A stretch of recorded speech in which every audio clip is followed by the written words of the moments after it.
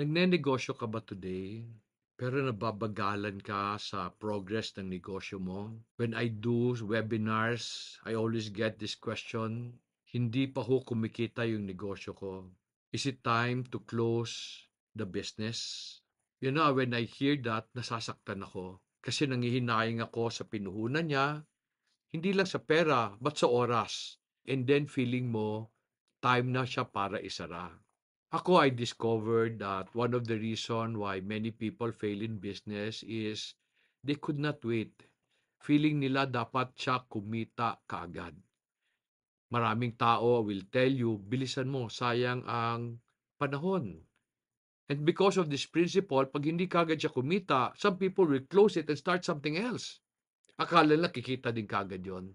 Let me share with you an interesting story. Hindi ko na maalala kung kanino ko to narinig, but the story goes like this. Si President Manuel L. Quezon daw was rushing to a meeting, pero as they were rushing, sabi niya sa driver niya, "Boy, boy, boy, huwag mong bilisan kasi nagmamadali tayo." Nung narinig ko yun, na-shock ako. Labo naman ng prinsipyo na yun, di ba? Huwag mong bilisan kasi nagmamadali tayo. To most of us, sabihin natin, sayang panahon, bilisan mo. However, when I started to contemplate on the principle, naisip ko tama siya. Anong mangyayari sa kanila pag binilisan masyado ng driver? One, pwede silang maaksidente. Lalo silang matatagalan. Two, pwede silang magkamali ng liko. Magkaroon ng aberya. Lalo silang matatagalan. Have you ever made a wrong decision na nawalan ka ng pera? Ako naniniwala, lahat tayo nakagawa na ng maling desisyon na nawala yung pera natin. Ang tanong ko, kailan ka nagkamali sa desisyon mo? Oftentimes, when we are rushing, we would say, bilisan natin, sayang ang panahon. Alam mo, there is this principle that said, it is better to make a decision and fail than not to make a decision at all. And I agree. Kaso lang minsan minamadali natin, napapahamak tuloy tayo. Ganon din ang karamihang nagnenegosyo. Minamadali nila masyado ang negosyo na dumadami ang mga maling desisyon. Let me ask you another question. Have you ever experienced this? You were trying to solve a problem. So sabi mo, pag meron akong ganitong makina, pag meron akong ganitong sasakyan, pag meron akong ganitong tool, mawawala yung problema ko. Pero medyo mahal yung tool. Pero binili mo kasi kailangan mo. So binili mo. Pagbili mo, hindi mo magamit kasi mali. Hindi mo siya napag-isipan mabuti. Ano nangyari? Yung binili mong equipment, nawala na pera mo. Kasi hindi mo nga siya kailangan doon eh.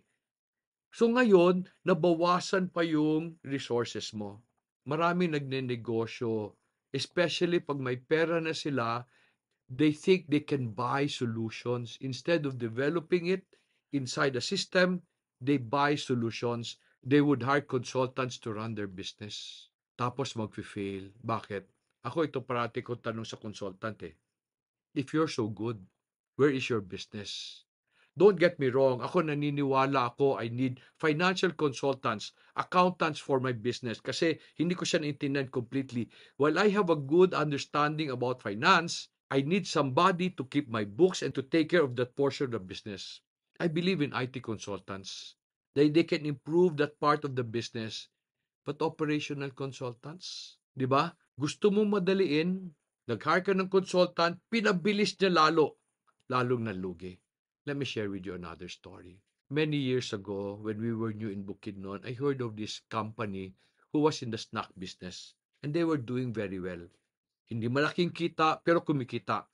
One day, the owner decided that it is time to expand the business and he was able to borrow 25 million pesos. 20 years ago, that was a lot of money. And in order to be able to profit from the loan that he made, he hired a consultant.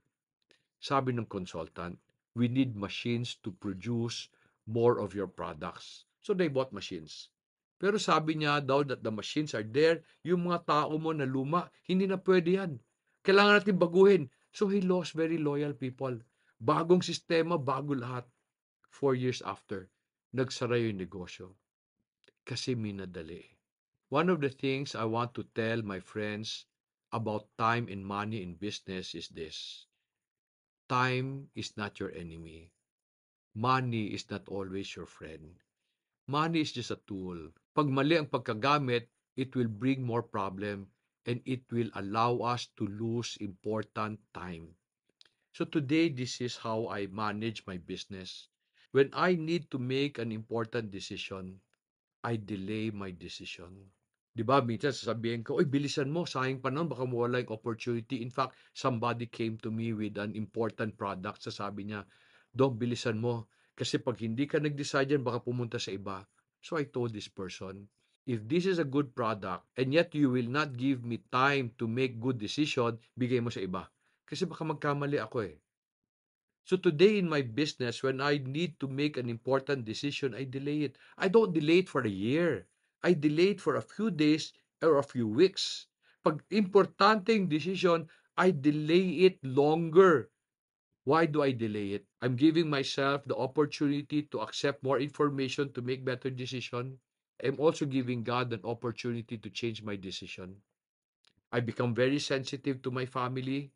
I become sensitive to my friends. I don't rush. Kasi kung tama ang desisyon na magawa ko, bibilis ang negosyo ko.